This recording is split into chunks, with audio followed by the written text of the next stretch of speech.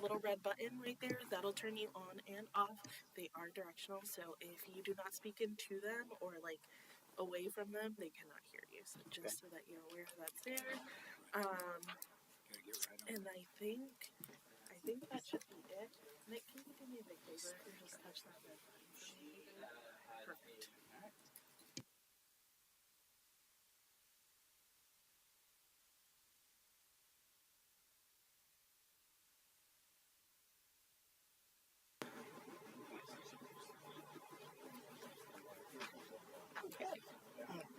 So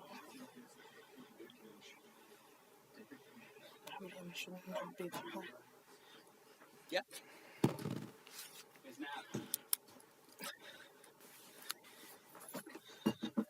It is now 6:03 p.m. on the 26th of January, 2026, and I call this meeting of the Planning Commission to order. May I please have a roll call? David Dahl. Here. Dean Haddock. Here. Nicholas Andrews. Here. Matthew Filer. Here. Justin Henderson. Here. John Linus. Here. All right, are there any changes or corrections to the minutes dated 8 December 2025?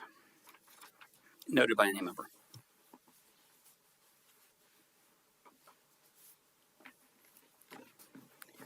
If not, may I have a motion to approve the minutes?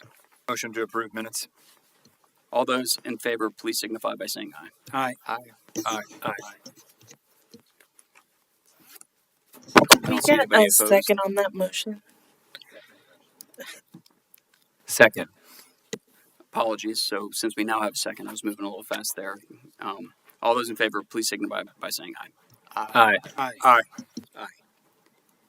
Okay, since we don't have anybody saying nay, I'm not going to call for those. And motion to approve the minutes from 8 December 2025 is approved. Is there any correspondence for any item on the agenda? No correspondence. Do we have any old business? No old business. Okay, let's move on to new business. Your first item, as required by your bylaws, you have to have a organizational meeting once a year. In the bylaws now, you guys basically vote on when you want to have that meeting. The historic way of doing it is we basically chose the first meeting of the year, and that ended up being problematic. So this way, we're making sure that you guys can at least have a majority here for conducting your business, which includes voting on your chair and vice chair for the year. I am about 80% sure we're going to have a meeting February 9th, so that is an option. But beyond that, I don't have any pending applications that I'm aware of, so at least as far out as the end of February. That may be the only meeting that we have other than to conduct this hearing if you guys want to hold a meeting just for that. I would personally, if we could push it past February 9th, that'd be great. I'm out of town on February 9th, so should be here after that. Okay, so Christian, if I heard you correctly, we are going to have a meeting on the 9th of February, but then the second meeting in February is vacant at this point as far Correct. as pending applications. So if we could do this, could we use that second meeting as our organizational meeting? Yeah, absolutely. Anybody opposed to that? What date would that be? Yep.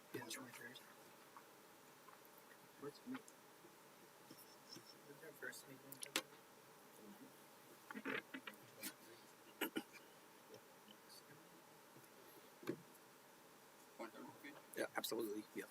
All right, so can we plan our organizational meeting then for the 23rd? Okay. And nothing on the 9th? We're going to have an agenda item. On the 9th. We have an item for the 9th. I'm just I'm mostly sure it's going to go forward. We've sent out letters and advertised, so. I'm just trying to find a vacant meeting so that we're not listening to potential agenda item and then talking about organizational stuff.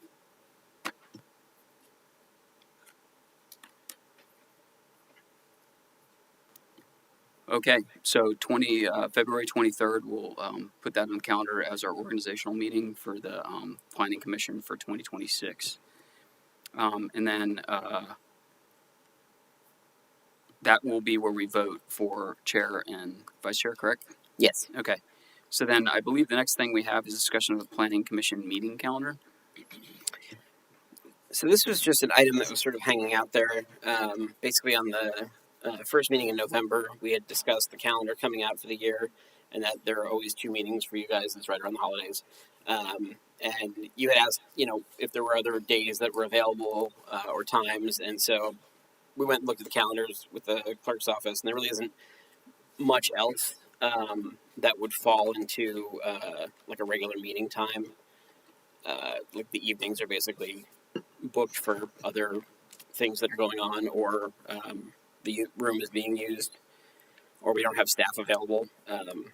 There were a number of reasons, but the conclusion was basically if you want to hold those meetings on those days, you can. If you don't, you're welcome not to. We can schedule business around those not being on the calendar, but we don't really have a good alternate place to move the meeting to where we can record and have ADA access and all those good things. Thank you. Let's bring it back to the members for discussion here, but I personally am in favor of just deleting Monday, November 23rd and Monday, December 28th from the calendar, since I believe we can schedule things around it to be moved to our other meetings that are, okay, Thursday, November 9th is the one Thursday meeting, correct? I'm looking at Thursday, November 9th on this schedule. Here. Is that actually a Thursday or is that a misprint? That's Monday? Okay, so my thought here is that we can schedule the meetings for Monday, November 9th, and then Monday, December 14th, which is the 2 meetings we have around the holidays. And as the planning staff has said, we can still address everything on this. I mean, that time of year, do we feel one meeting in November, one meeting in December should cover anything we're going to have come up for the most part? And then if not, it can get pushed to that first meeting in the new year. Yeah, I mean, honestly, based on the workload you guys have had, I don't, it's been pretty slow. Yeah. So we can definitely move things around as they come in. We've got 4 meetings, make it 2 meetings and move on. Exactly. Go ahead. If we needed to call a meeting ad hoc during that time because there was, a flood of pressing business, is that something that we could do So with notice? it would, I would say it would just depend on what the issue was. I mean, you guys can, have meetings as long as they're duly noticed, but a lot of the applications that you hear have sort of longer horizons for notification, publication, letters that go out. So usually that's around 30 days, depending on what it is. So it may be possible to schedule that meeting if need be, but it probably isn't something you can just call to have happen. Right. So we'd probably see it coming though, where we might Yeah, have I mean, an our indication that we need to schedule an extra meeting if Right. our workload was. Yeah, I mean, if there was something that was administrative or city specific that needed to be called, you guys technically only need to have a notice for 24 hours for the meeting itself. So that could be, but I've never encountered that since I've been here. So All right, copy. Is there any other questions or concerns about this? John? No? Anybody? All right, so do we have to do a motion for this one, Christian? I would, yeah, because it's formally on the calendar. All right, so can I get a motion? Motion to approve moving to 1 meeting per November, 1 meeting per December. I second that. Can I get a roll call vote? David Dahl, Yes. Dean Haddock, Yes. Matthew Filer, Yes. Justin Henderson, Yes. Nicholas Andrews, Yes.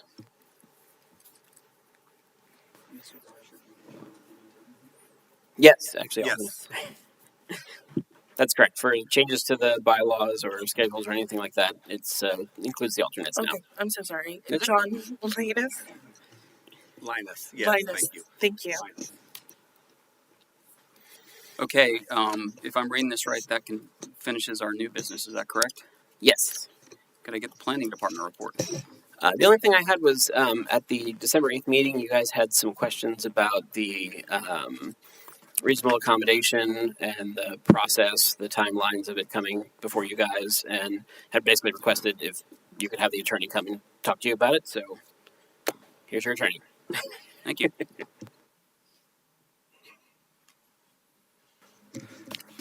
Good evening, everyone. David Miggett, City Attorney. As Christian just mentioned, based on the write-up that Christian had provided to me after your December 8th meeting, you all had requested that I come back before you in January to talk more and answer any questions about the Certified Recovery Residences Ordinance, which was just passed 6 days ago by City Council. Under state law, a state law that was just passed last year, there was a very short time frame in which to approve such an ordinance. So we were moving quickly. I know quicker than you would have liked, quicker than I would have liked. But nonetheless, I am happy to, if there are any questions about this matter, I'm happy to answer any of them or give you any more background information on it. Thank you. I have questions. So in a situation like that where it's a state regulated, came down from the state, Yes, it did. when that happens, they short period of time turn that around. They're basically, lack of better term, shoving it down your throat to say, go approve this in your cities. Are all cities approving this in the state of Florida? I've talked to several, meaning more than 5 I've personally talked to, and they were quickly expediting it. I didn't check if every city's complying with it. I am on a listserv of other local government attorneys around the state, and this got everyone's attention around September or October, I want to say, where everyone was in a mad scramble saying, well, we don't want to disobey the law, whether we agree with it or not. We need to, as the attorneys, we need to follow the law.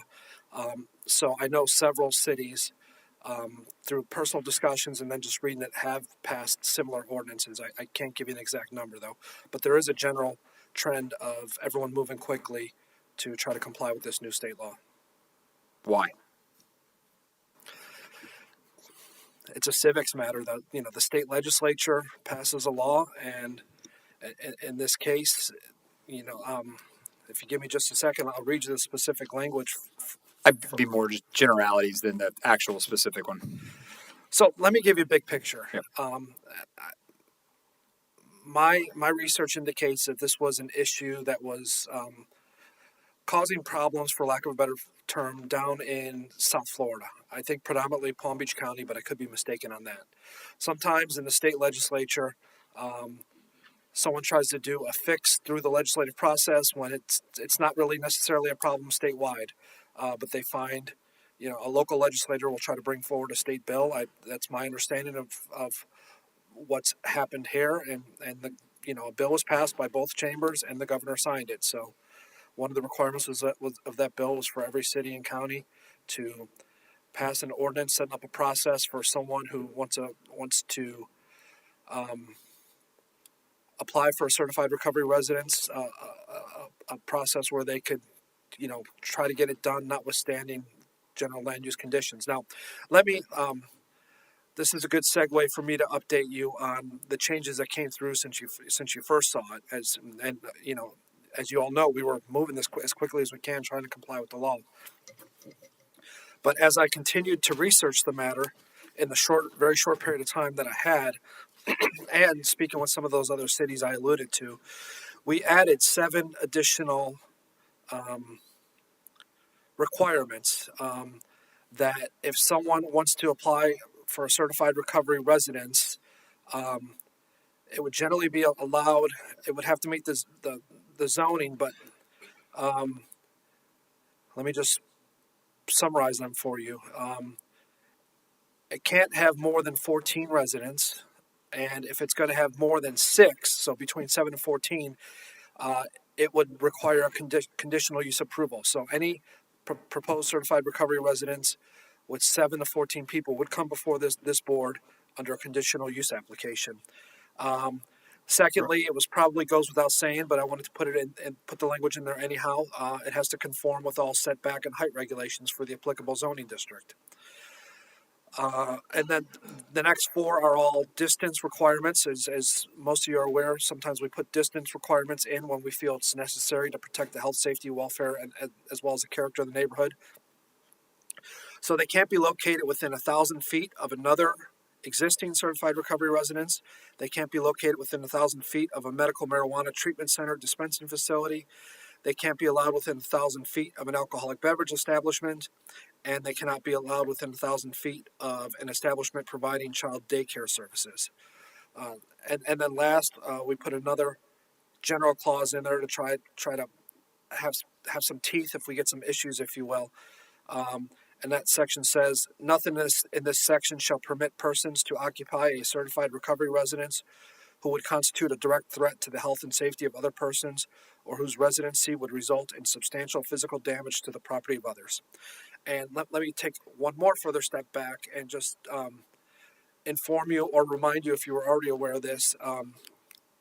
I apologize, because of the rush of this, I wasn't able to make the December meeting, which was the only opportunity to bring it before you all. But part of the issue is there's case law, there's federal law, the Fair Housing Act, and the American with Disabilities Act, as it's been interpreted by the courts. When cities and counties completely restrict or prevent or abolish residences like this from being allowed citywide, the courts have ruled that violates the ADA and the Fair Housing Act. So we need to allow them we can't just outright ban them. So we put these extra protections in. We can't throw, for lack of a better phrase, we can't throw 100 rules and regulations out there and expect them to comply with all of them. We have to do what's called narrowly tailor our restrictions to make it as least burdensome as we can to carry out our responsibility to protect the health, safety, and welfare overall. So that's what we've attempted to do. I know a lot of my description has been legalese. I'm sorry, that's how I've been trained over the years. But I'd be glad to specify or further explain any of the points I just raised. Two things. First, getting into the specifics of that, is any of those regulations, will they be on any of the existing units that are out there already?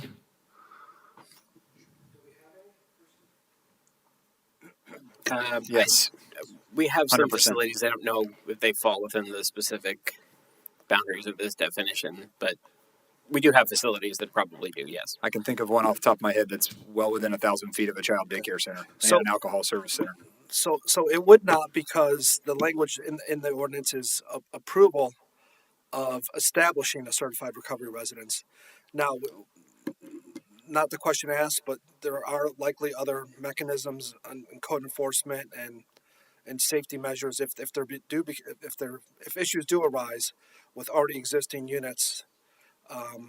We could avail ourselves of code enforcement or other applicable laws, but this new ordinance would not affect any existing recovery residences. So if they're already within 1,000 feet of an alcohol establishment, this new ordinance doesn't change anything. To be clear, though, if they disestablish their certified recovery and they want a change of ownership, would they have to come before us for conditional use or location or anything? So normally, if ownership changes and somebody's in a conditional use situation, and I don't know, Christian, do you know off the top of your head if any of these existing recovery centers are in conditional use or no? I believe there's a few of them. The only one that jumps to mind is actually in it's either Commercial 2 or CS, but it's basically south of Beach Boulevard. I'm not. Okay, so basically what I'm just trying to get at here is that so it's not retroactively applied to existing certified recovery places, but if there is some triggering event, then they would be subject to that? So I don't have a definitive answer, but here's what I think. I think an ownership change likely would not affect that, but a location change would, because that's more closely related to the zoning aspect. Correct me if I'm wrong, but when it came forth back in, was it December? We looked at this. Was there not a clause on there that said they didn't have to apply? It was basically just they can go do whatever they want. No application was even needed to set up a residence of this type. So they do have to apply, but it doesn't have to be in writing because of the state statute. The state statute talks about how it's probably better if I find the language for you, because we were just trying to follow the state law.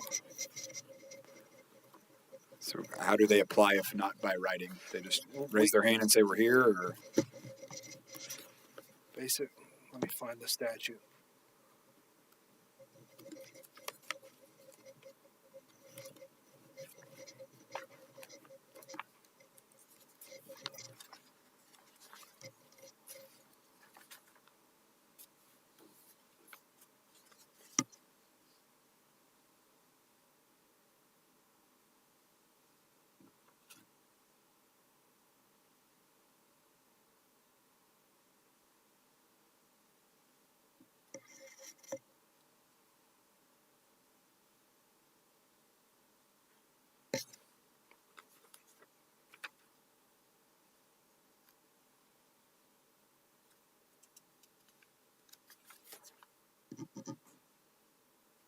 So, Christian, while the city attorney is looking for that, just a question about existing recovery centers that are in a conditional use status. Mhm. That applies.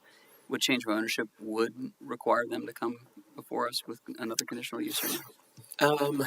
So conditional uses can be transferable, but and I haven't had this come up with one of these facilities, but typically with things like alcohol sales, when you change ownership, unless you're buying the license itself, the ownership changes and the license has to go back through state permitting, and it usually triggers a new conditional use requirement.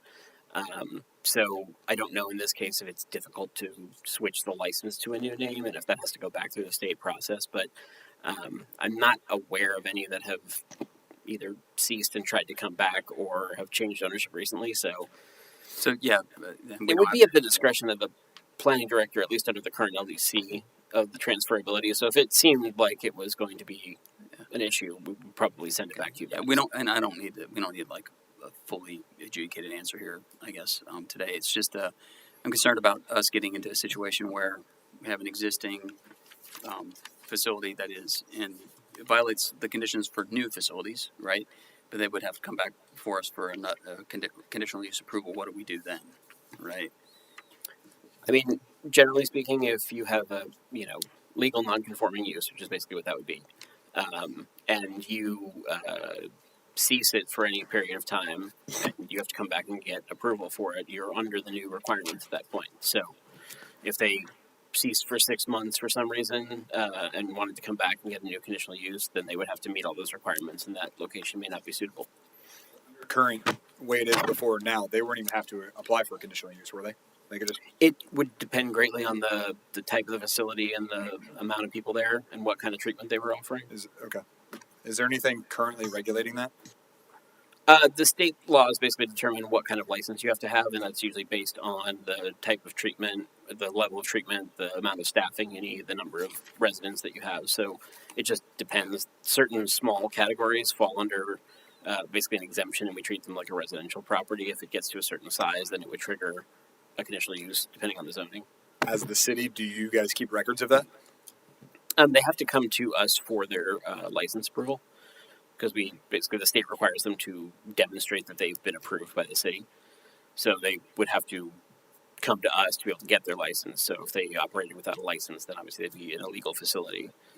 So they would have to go through us, but they don't necessarily need our permission other than to acquire their license. As an example, restaurants that serve alcohol don't have to come to you guys for approval to serve alcohol, but as the planning director has to sign their alcohol application to the state. This would be the same thing.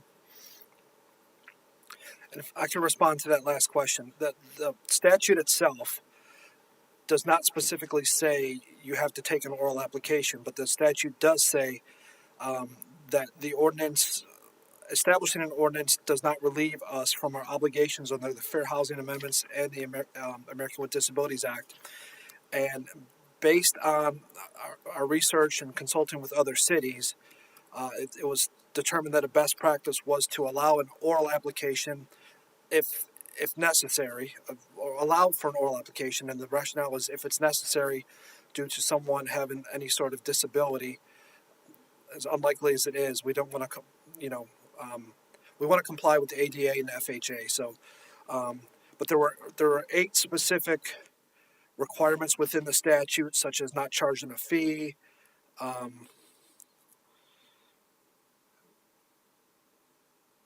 mean, these are businesses that are running these. These aren't,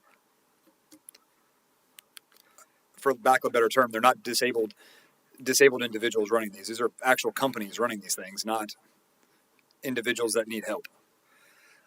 My goal is to make sure we are compliant with the law.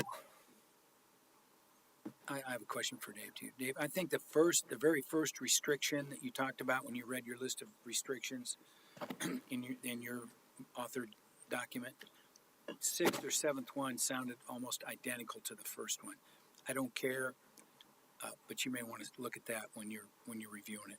Okay, I'll make note of that. All right. Any further questions? I just have one more general question, Okay. legal question, I guess. When the state comes down and says, "Hey, do this, right? Approve this, make this happen like this is. What happens to cities that just say no? I'm more curious than anything. I think what I've seen in the last year or two is the state government will look for any authority they could find under state law or other regulation to hold us accountable if we're not complying with the mandates of the state. So there's nothing in this bill itself that says what the punishment would be, but when the state says do something, and obviously we vet it, we research it, but the goal is to comply with the state. So I think in reality, I think they would try to find any sort of mechanism available to them to penalize us if we don't comply, if it became an issue. Is there going to be 50 cities that don't get around to this for another 6 months due to lack of resources? Probably. I don't think they're going to come after anyone immediately, but eventually, if someone defies this or otherwise doesn't comply with it, the state will take whatever action, if that's the policy direction the state wants to take, to punish them. And so I'm just trying to avoid that. The statute itself, though, doesn't have specific penalties for not complying. But follow up on that one, because it's under ADA and FHA, then the city of Jacksonville Beach could be held liable for not following this law under those statutes, correct? So, close to that, yes. This is trying to prevent, the statute, I believe, is trying to help prevent ADA and FHA violations. Those cause of actions could come from the state, come from the federal government. I'm not an expert on ADA law, but in general, there will be penalties that the federal government can enforce. But there could be causes of action as well from an individual who has one of those handicaps, who feels that they have been wronged. For example, one of the cases I reviewed and researched in this, Jeffrey versus City of Boca Raton from 2007. The City of Boca barred substance abuse treatment facilities from all residential areas within the city. And the plaintiff prevailed in that case. I don't know what the monetary judgments were, but the federal court found, this was a federal court case, found that recovering alcoholics and drug addicts suffered a handicap under the Fair Housing Act based on this Boca Raton ordinance. That the ordinance violated the Fair Housing Act. Oh, and part of the ordinance was an occupancy limitation of 3 unrelated people in a residence at most. They found that violated the Fair Housing Act as well. So there could be federal penalties under FHA or ADA, but then also a private cause of action if someone with what's called standing, in this case it would be someone who has whatever the criteria is to be an affected person under FHA or ADA, could receive monetary damages as well. That was my understanding. And then kind of follow up for that is under our criminal code, for example, we have various codes on the books that might prevent like loitering or late night music and these kinds of things. Anything that might be disruptive to that area. Would hypothetically one of these residencies that were in violation of those code potentially be subject to losing their license to operate under that authority? Or what I'm trying to get at is, under what circumstances does the city of Jax Beach have to sort of let's say something goes sideways to sanction such an organization that's not behaving in the way that one of these organizations would be expected to behave? We'd have all tools we otherwise already have. Just like when I don't do criminal law, I'm not a state attorney, but when I assume the police force and the state attorney's office, when something bad, for lack of a better term, happens, they then research the specifics and see what tools do we have or what laws do we have that we could utilize. Same thing on the civil side would apply here. I know the noise ordinance would apply to this. I can't speculate on specifics otherwise because I wouldn't want to research it. But nothing changes in terms of what we can enforce if they're violating other provisions of law. Got it. Thank you. If I may ask a completely unrelated question, and if you don't have the answer, that's fine. I think this is probably better for follow-up anyway, but since we have you here, I can't pass on the opportunity. When we were going through the LDC code, and Chair, do you mind me context switching momentarily? We were going through the LDC process, getting the new code approved. One of the conversations I have, can't remember, it was with city staff, I believe, around our ability to restrict conditional use applications for tobacco establishments. I can't remember exactly the context of the question, but it was communicated to me that our hands are pretty tied when it comes to regulating tobacco-related businesses in Jacksonville Beach. I would like to know specifically what restrictions and what limitations we have as a planning commission on that specific subject, because it's not something that we've addressed directly in the LDC to any high degree of fidelity, but it is an emergent trend of businesses here, which I'm very happy with letting the market decide what it wants to do, but also think that it'd be useful for this commission to understand what our authority is there. I'd be happy to work with staff to bring back a briefing on that for your all information. Now, the laws change over time. I know about 15 years ago, I wrote an ordinance in St. Johns County where we mandated that, I believe, flavored tobacco had to be behind the counter because there was an issue with kids and seeing like candy type flavors. And I vaguely remember having it, walk delicately because of restrictions that you alluded to in general. I don't know how that's changed over the last 15 years or so since I worked on that ordinance, to the best of my knowledge, best of my recollection, sorry.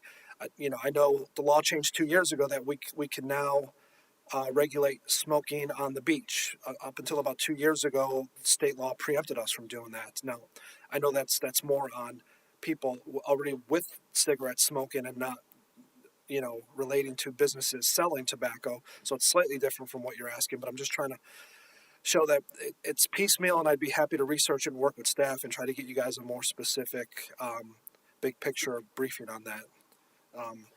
At the chair's discussion and Christian's discussion, I'd like to request that. I think it'd be useful context for No, I us. think it's a great question.